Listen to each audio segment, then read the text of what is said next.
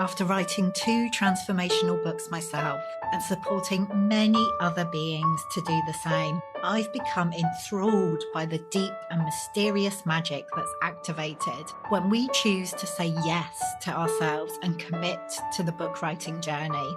Of course, we want to inspire change and new perspectives in our readers, but the transformation that happens as an author, both throughout the writing process and by actually releasing your book into the world, is surprisingly potent. I know I've been blindsided in the most disruptive and delicious ways by some of the changes my books have brought into my life.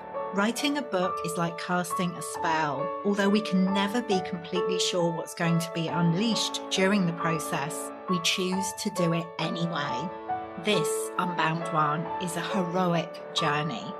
Each book has the potential to be a magical portal, a doorway to a new world, both for you and your reader. Each book has a very specific medicine that it's here to share with us. And each book gives us the opportunity to alchemize the magnificent imperfection of our experience into gold. The truth is that anyone can write a book.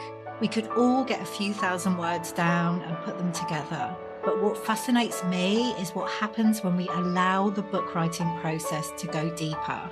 When we say, fuck it, get naked and dive way down beneath the surface.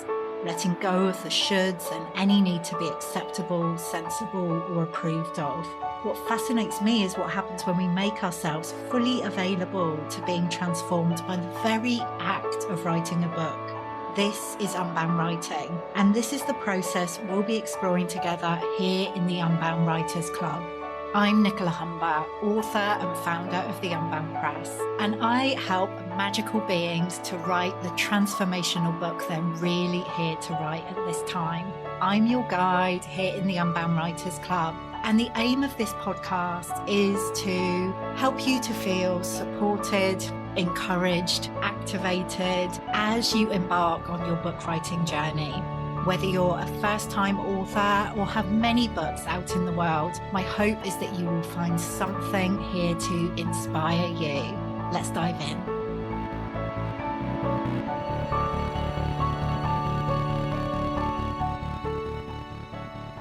Hello and welcome to the Unbound Writers Club. Today I am joined by the incredible Debra Kilby, author of Rosa's Choice, Healing the Wounds of the Mother, a journey into the world of the spirit baby and how we can build a new earth together. So Rosa's Choice was featured in the Unbound book club recently, and Debra and I didn't have a chance to have a chat during the lunar month when it was actually featured, but I still wanted to have this conversation with Debra because, well, basically magic happens every time we connect. So in this conversation, we are talking about Rosa's Choice, but so much more than that, kind of creativity, creation, like that creative energy in general, like what's going on in the world, particularly around women's rights and what Rosa has to say about that. And Rosa is the spirit baby that Debra writes about in the book Rosa's Choice. And yeah, just so much comes through in this conversation. So I'm going to zip it and let's dive straight in. So Debra, welcome back to the Unbound Writers Club. Thank you. Thank you so much for inviting me. It's always gorgeous. Oh, it is. It is. And yeah, I'm just welcoming Rosa's Choice into the space as well, which we're absolutely going to be talking about that magical book. But I always begin these conversations with the same question. And I've asked you it on the podcast a couple of times now, but I'm always curious to see what's coming through at any particular time. So what does it mean to you to be an unbound writer? You've asked me that question before, and I'm always caught by it because it means, I don't know what it means because it means everything. So being an unbound writer, so it's community for sure. It's having a space to be yourself, express yourself, have your voice heard within that lovely space, to continue your unbinding, to honor people who are in that process themselves. Yeah, it's huge. And I haven't answered that very well at all, because it's it's unbound. It just feels like everything, sort of that freedom, potential. Actually, if I was going to put a word to it, it would be potential. You start to see your potential. As an unbound writer, you can feel your potential of movement, of growth, of becoming. Yeah, that's what it is. That's beautiful. That is beautiful. And you did answer it This amazingly. takes me a while to form up. Yeah, that's the word, potential. You I love it. feel your potential, you know it.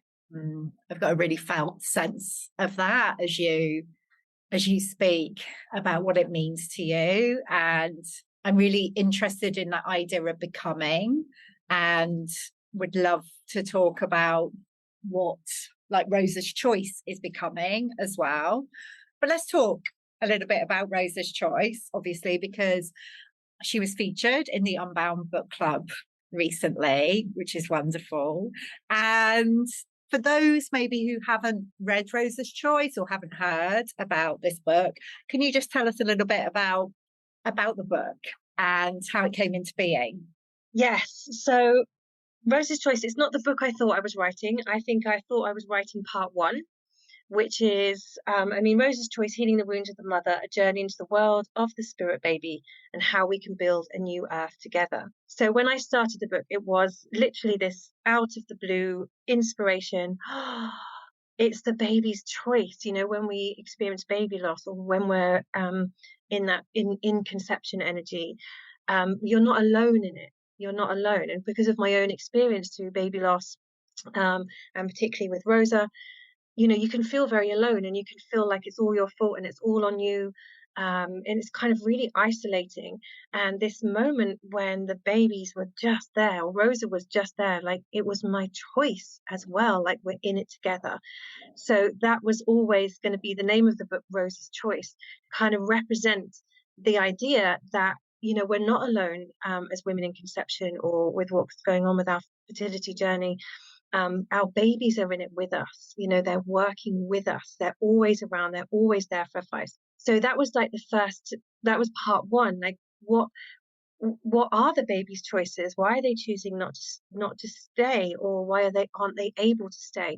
Why are they choosing to? Why is there certain timings around why they come in? And all this information coming. And then also around the woman, it's woman ourselves, what's our woundings of the mother? What was our experience in the womb? What was our experience of birth? What was our experience of being a child?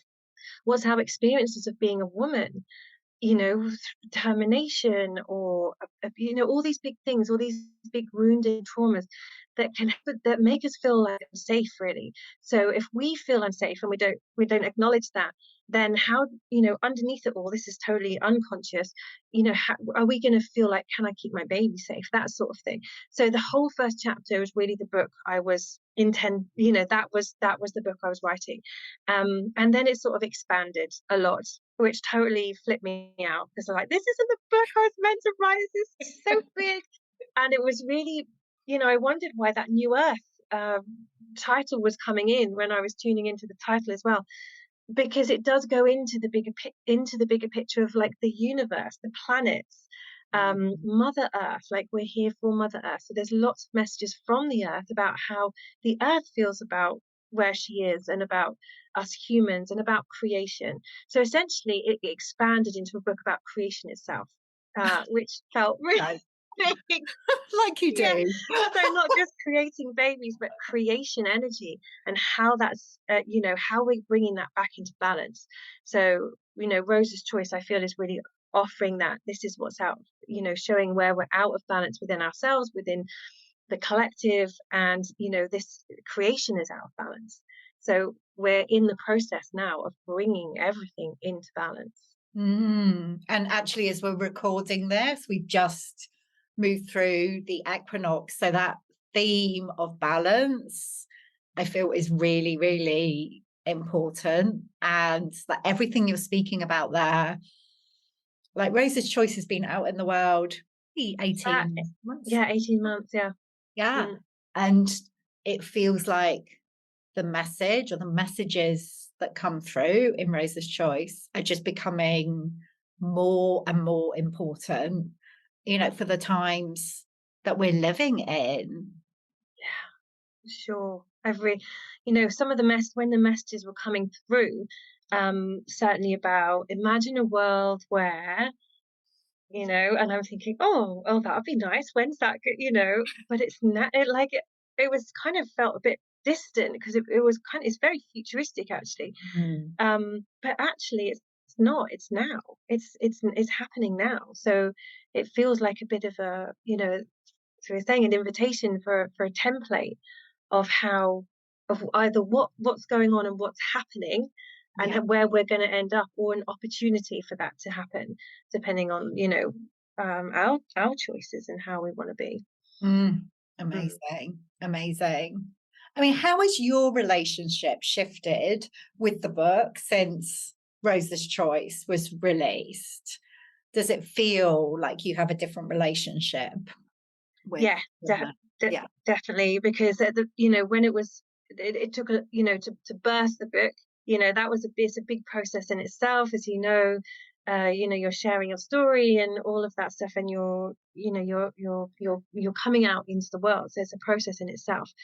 And some of the bigger messages around creation, the universe, the really big messages, and also what is like an interpretation of the energies of what's going on right now. Mm. um I was a little nervous, to be honest. To be honest, I didn't fully own my book, because it's like, this feels like it's way out. Like, when I have, reading the messages again and again, there's so many layers to them that are unfolding, that I'm growing into the messages, I'm growing into the book, but I really feel like I own it more now. Mm. I understand that it's happening now. It's not like something in the future. This is where we're at now. This is the energies of the different things that are playing out. Why there's, like, she talks about greed, she talks about war, she talks about um the mother energy that's sort of really under pressure, and the fear and why that is. Why is there this fear of the feminine, or this fear of the birthing energy, the mother energy? And it doesn't, this out of, we've got to keep it controlled, we've got to put things down, whatever. It's just like this sort of suppression energy again that's coming up quite a lot. So she really talks to that. So now I can see it happening, feel it happening, and Mm. the narratives around women again, coming up. Then it really, like, I'm just like, no, this is it. It's now. We're on it. Like, let's go with it. So I really feel like I totally get where Rosa was guiding me at the time. Yeah. Yeah. Yeah, absolutely.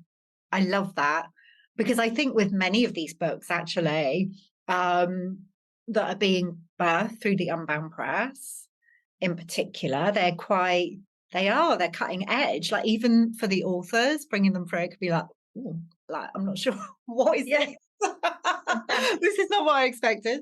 And it can take, like, I don't think you're alone in the fact that it's taken like a period of time for you to actually really own that you kind of brought this book through, that you are the author of this book. And I think it can, like, it's this expectation that straight away, once our books are out in the world, that we'll be there and like promoting them and sharing them. And actually, often we need to go into this place of integration and just really letting our books land and finding our way with them. And it can like take a year or more for that to happen. So Mm.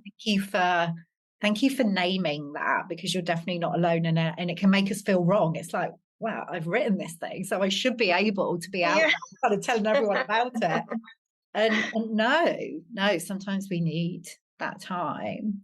Mm. And I'd love to talk a little bit more about what is happening in the world and what has been happening, and in particular with Wade versus Roe, actually, like over the summer.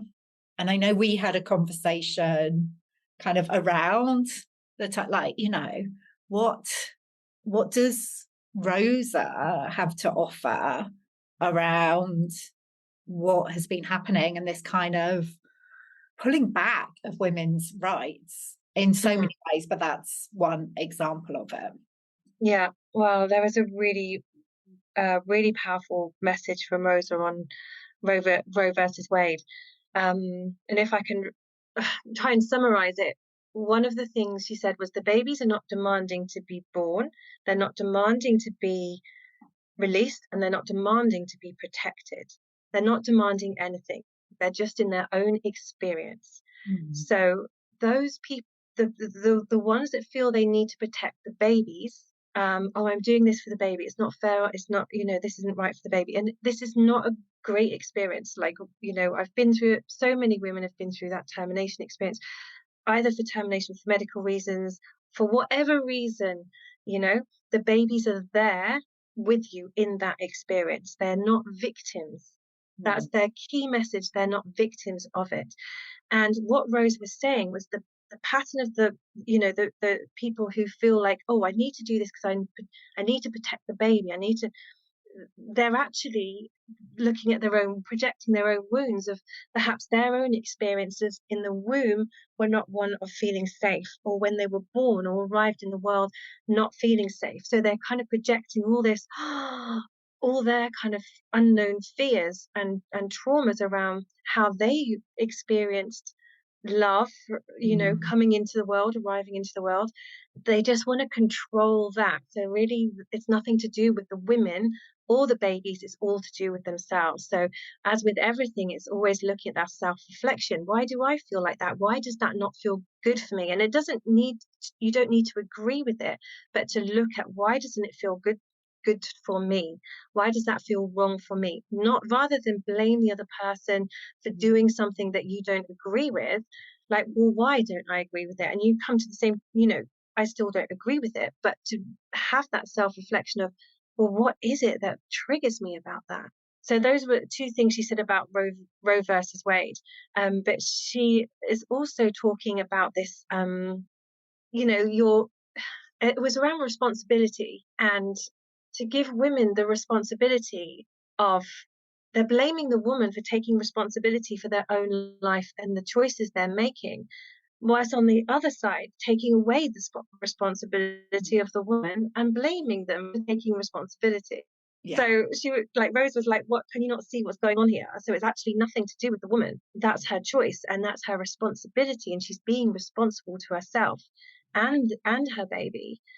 But I don't like how she's doing that part of it, so I'm going to take that responsibility off of her, whilst blaming her for taking responsibility. So this, that was really interesting way of looking at it. And what else has she been? And it's things like what's the undercurrent of things? What's the undercurrent going on? And there's a lot about climate change, population control. We've got to control the population. It's getting out of hand. We're using all the resources. There's that side of things. So there's so many young women, oh, I'm not going to have a baby because I don't want to be responsible for that. Whilst on the other hand, they're talking about fertility rates dropping and that we need to do something to shift the population. So we're going to create these, technological wombs and embryos and things like that. And Rose saying, do you see what's going on underneath that? Like they're taking away, they're distracting you from your own power of, you're basically saying it's women's fault that the world is in the state it's in terms of climate change. And is that, what does the earth think about that anyways? The earth, that's another whole conversation. The earth doesn't necessarily agree with that. But you're kind of blaming the woman for climate and then you're blaming the woman for there not being enough people in the world to create this. So, well, you can't win. It's that same old story. As a woman, you can't win, and it's the women's narrative. So what Rosa is saying is, stay in your own lane. Stay in your own lane. Do not listen to all of these narratives. It is not you.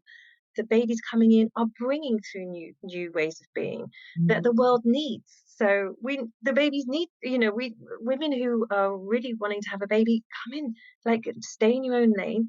If you feel like you're becoming a mum, become a mum. Don't listen to all the narratives around it, because it literally makes no sense. You have to stay in your own lane. And the undercurrent is this controlling of women's choices, actually. Yeah. Yeah. Yeah. And they're like that inherent creative like energy, like potential that we all have. And like however that is expressed, and like the mother energy Mm. that we all hold, as you were talking about, like the babies, like bringing through the new ways, like because this is where my mind goes. So I was thinking about the book. It's the book babies, like that bring Yeah. through the new ways. Like whenever we have this creative impulse, whether it is to have a baby or create, write a book or create something in the world, like there is a reason for that, which often like we're not consciously aware of, but we are literally birthing through the new into the world. So to kind of have that restricted is like it's just preventing the new from coming Yeah, through. Mm, totally. And what divine mother, because I channel a divine mother, the kind of everything is birthed through divine mother, the universe, everything. And she was saying that what we're creating is, we've already created it. It's already hovering as an mm, energy somewhere. As you know, with the books, you do a beautiful meditation on meeting the energy, the soul of your book. You can do this for your business. You can do this for your home. Like, and it's already created. And Divine Mother says our job is to birth, yeah. the creations into the world. And then once they're birthed, also, she's, Divine Mother doesn't say, oh, that's a good creation, that's a bad creation. She just births them and lets them become who they are. Mm, And so when we're, as women, we're birthing ourselves. So when we're creating, when we're birthing our books, we're birthing more of ourselves into the world.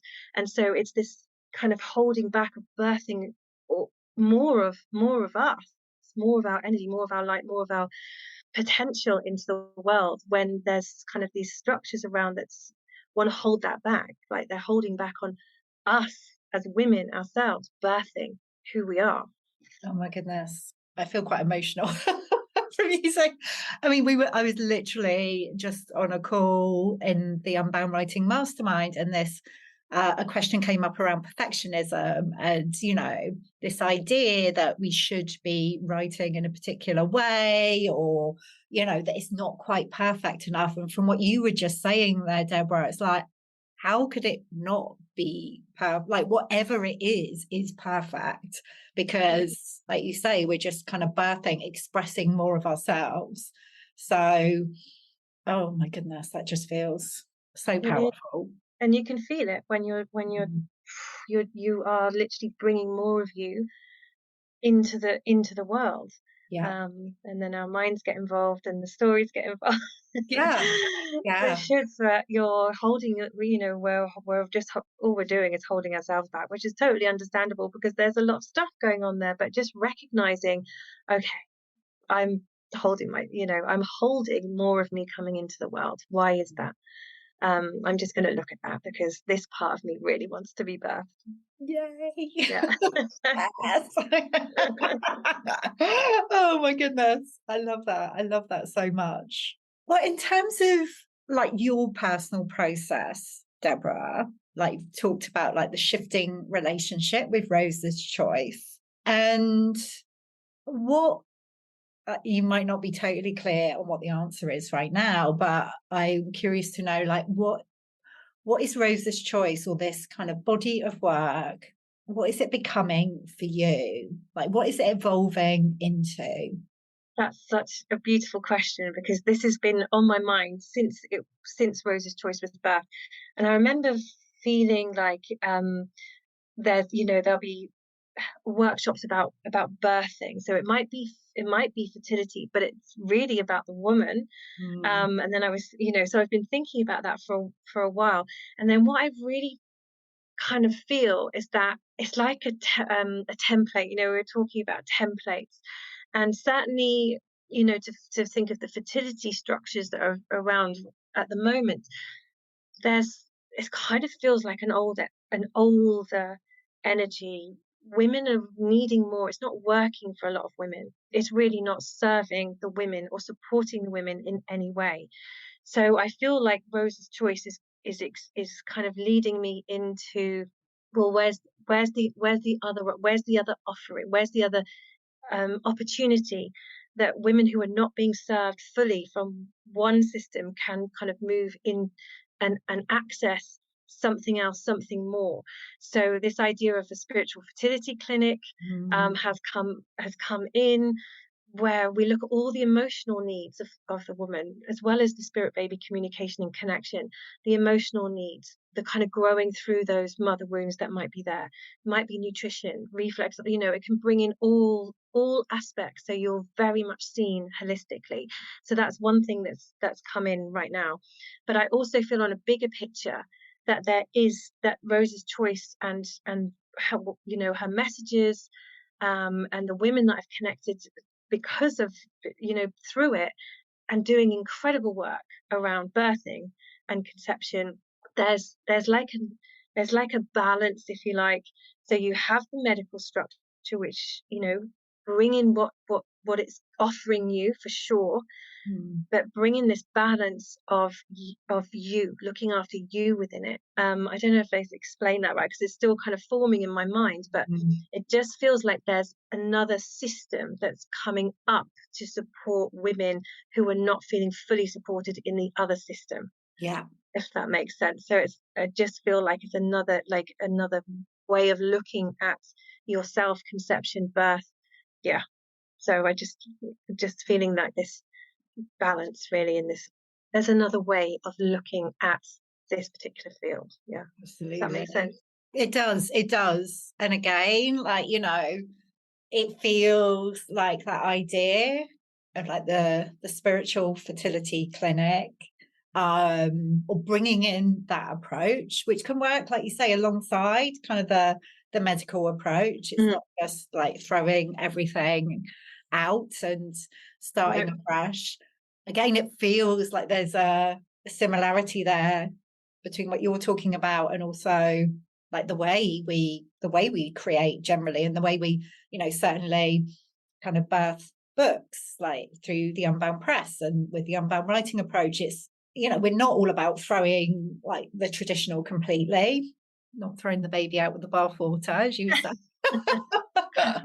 But it's like, no, let's appreciate that there are new ways of doing it, and ways that feel more holistic and supportive, and we're kind of acknowledging the spiritual aspect of it as well.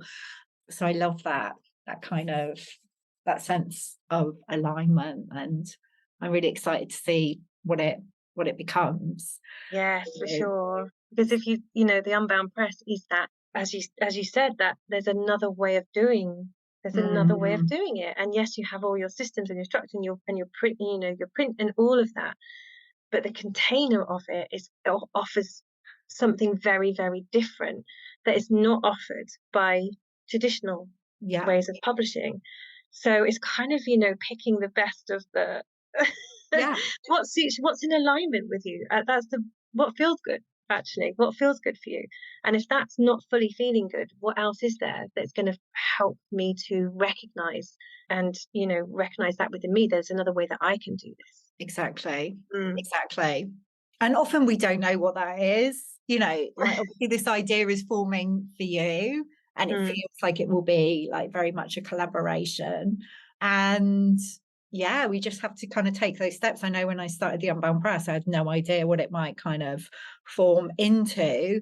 And it's like the Unbound press has guided me like every step of the way, but it doesn't become clear, and I'm sure it's still not entirely clear what it is kind of becoming, and we just have to go along for the ride, basically. Exactly. Yeah, because it's always growing, and that's the fun bit. It can be the unsettling bit, the uncertain, like, well, we're so used to planning and just thinking about when we were all, some Unbound press authors, we were all together, and we were all doing our talks, but none of us had planned our talks. And it would be another time, it's like, oh, it's got to be this plan and this plan and this plan, but not one single one of us had planned what we were doing, because we were so in trust of our knowledge and what was going to come through and what was needed, like reading the Mm, room. yeah. That it was just beautiful to see, because we can, I could make myself, oh, I have plans, I don't know what I'm doing, I don't know what I'm going to really be talking about, and you can make yourself wrong for that, but actually Mhm. that's the fun bit, that's the exciting bit, that's the, you know what, it's just going to be great anyway, and this will happen. And for every single talk was just flowing, because it was in alignment with what was needed in that time, and in alignment with the person and those who were listening. Mm. So it is that same with books. It's sort of, I don't really know how it's going to look, or your publishing company, or your fertility journey, whatever it might be, but it's like, okay, you're in that We've got group. it. We've got this. Yeah. Just knowing like I've got this. Mm, You just need to like know the next step, and like it will become clear. But yeah, yeah. thank you for. I was going to Yeah. ask you because we were just at the Awakening Festival over the weekend. A group of us in the Unbound zone running different workshops, and yeah, it was quite hilarious on the Friday when we came together. Everyone was like, well, I haven't planned what I'm gonna what I'm gonna do. And it's like, well, maybe we should take some time to plan it. And it's like, no one did. I think we all just had a nap in that time. It's like, I still don't know what I'm doing, but I'm sure it'll be Oh, fine. but this is around because my talk was on intuition, expanding your intuition. Exactly. And instead of planning in my head, I was like feeling, okay, so I was feeling, before. So I did have a nap. It was so lovely. And I felt much clearer when I woke up. And then I thought, I'm gonna just tune into my intuition. What is it? Mm, And then the ideas came. And then you're tuning into your intuition again on the day to pick up what's going on in the room. So really trusting your intuition, or developing your intuition, or just being curious about it, on that journey with your intuition can really, really allow you to go into those uncertain spaces with more joy, and mm. it'll be fine. And I've it got it. was. It was more than fine. It was amazing. I mean, I just want to ask you about the experience of being at the Awakening Festival, because it is so present. We've literally just got back a couple of days ago. Yeah, what was that experience like for you? Because for me, like the community at the Unbound Press is just as, if not more important than like the publishing side, to be honest. That's, it's such a vital aspect of it. And I just wonder what it was like for you to be there with a group No, of I've people. met you in person once, and a couple of the others once, but so many I hadn't met in person before. But when everyone was in the room, it's like we would just all knew each other. There, Mm, like there's an acceptance, there's a knowing, yeah, this community. Like, oh, these people are just so amazing and powerful and magical, and they might not know me, but they get me. mm, And you have each other's backs as well. Like we were really, it was such a supportive space, and like, oh my God, like just powerful. Like when you have all these women in the room together, no wonder we need a nap.